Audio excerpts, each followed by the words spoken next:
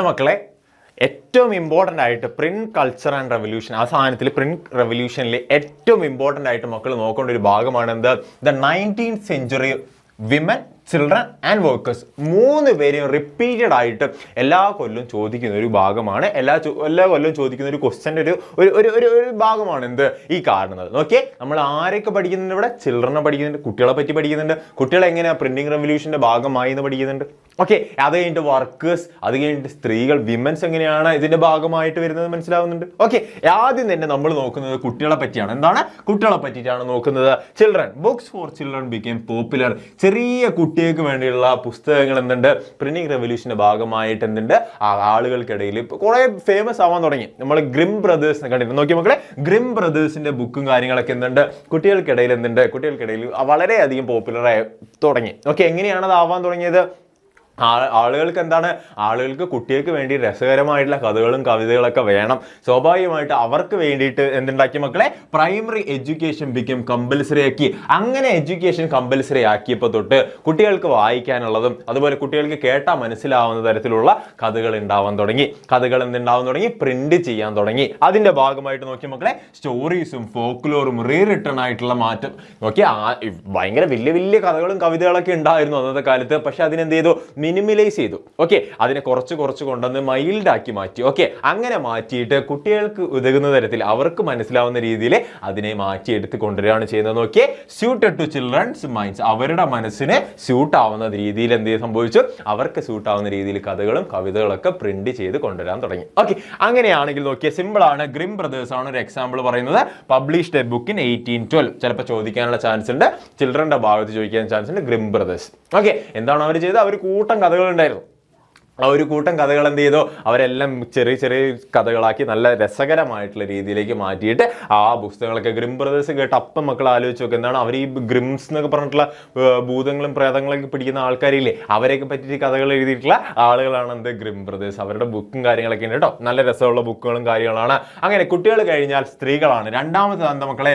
സ്ത്രീകളാണ്. ഓക്കെ, സ്ത്രീകളുടെ കാര്യത്തിലേക്ക് വരുമ്പോൾ അവരും എന്താണ് മക്കളെ? അവർ അന്നത്തെ കാലത്ത് സ്ത്രീകൾക്ക് എന്ത് സംഭവിച്ചു?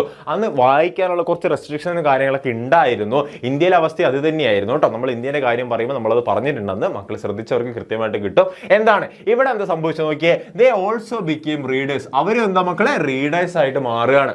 ഓക്കെ, എന്തിന്റെ ഭാഗമായിട്ട്? പ്രിന്റിംഗ് റെവല്യൂഷന്റെ ഭാഗമായിട്ട്. നോക്കിയ മക്കളെ, books for housekeeping and etiquettes were published. എന്താ പറയുന്നത്? ഹൗസ് കീപ്പിങ്ങിനുള്ള ബുക്ക് ഉണ്ടായിരുന്നു, എറ്റിക്വേറ്റ്സിനുള്ള ബുക്ക് ഉണ്ടായിരുന്നു. ഹൗസ് കീപ്പിംഗ് എന്ന് വെച്ചിട്ടുണ്ടെങ്കിൽ നല്ല നേരെ വണ്ണൊക്കെ വീടും കാര്യങ്ങളൊക്കെ നോക്കി നടത്തണം എന്നുള്ള രീതിയിൽ അന്നത്തെ കാലം ആട്ടോ. നോക്കി, അന്നത്തെ കാലത്താണ്. നോക്കി, എന്താണ് ഹൗസ് കീപ്പിംഗ് ആൻഡ് എറ്റിക്വേറ്റ് എന്ന് വെച്ചിട്ടുണ്ടെങ്കിൽ മാനേഴ്സ് അല്ലേ, ഒരു മാനേഴ്സും കാര്യങ്ങളൊക്കെ എന്ത് ചെയ്യുക, അങ്ങനെയുള്ള അത് പഠിപ്പിക്കുന്ന രീതിയിലുള്ള പുസ്തകങ്ങളും കാര്യങ്ങളൊക്കെ ഇറക്കാൻ തുടങ്ങി, അത് വായിക്കാൻ തുടങ്ങി അവര്. അതിനുശേഷം നോക്കിയ മക്കളെ, ദേ ബിക്കേം റൈറ്റേഴ്സ് ദംസെൽസ്. അവരെന്ത് ചെയ്തു? ഇതൊക്കെ വായിച്ചപ്പോൾ അവർക്ക് എന്ത് ചെയ്തു? അവർക്ക് തന്നെ എന്ത് തോന്നി?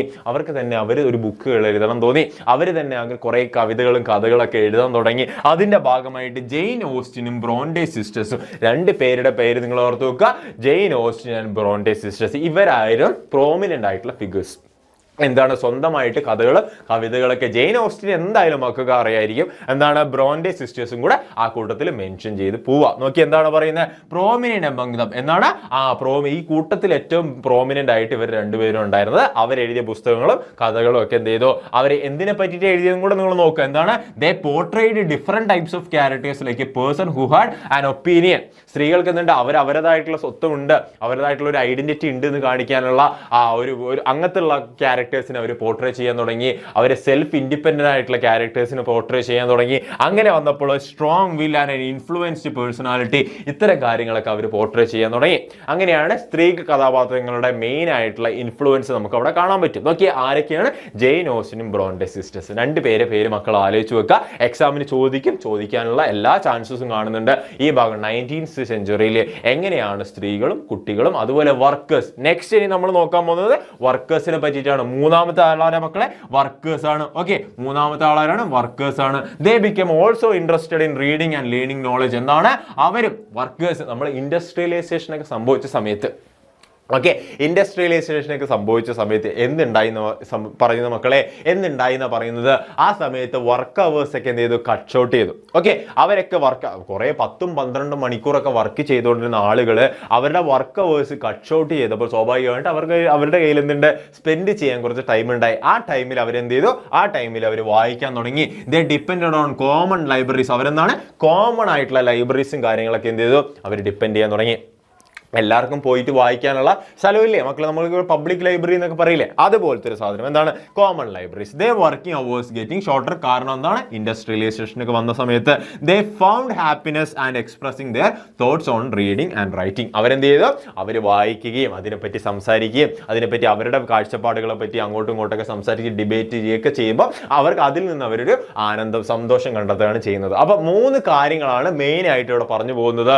സ്ത്രീകളെ പറ്റി പറയുന്നുണ്ട്, കുട്ടികളെ പറ്റി പറയുന്നുണ്ട്, അതുപോലെ വർക്കേഴ്സിനെ പറ്റി പറയുന്നുണ്ട്. ഓക്കെ, മെയിൻ ആണ്. Okay, 19th century women, children and workers അന്നുണ്ടായിരുന്ന കണ്ടീഷനെ പറ്റിയിട്ടാണ് സംസാരിക്കുന്നത് കേട്ടോ.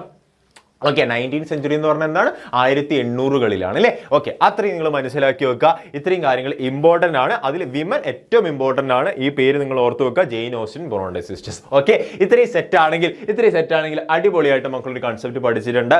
സെറ്റാക്കി പഠിക്കുക, നന്നായിട്ട് പഠിക്കുക. എക്സാമിന് ചോദിക്കാനുള്ള ചാൻസസ് ഉള്ള ഒരു ഭാഗമാണിത്. Okay, set.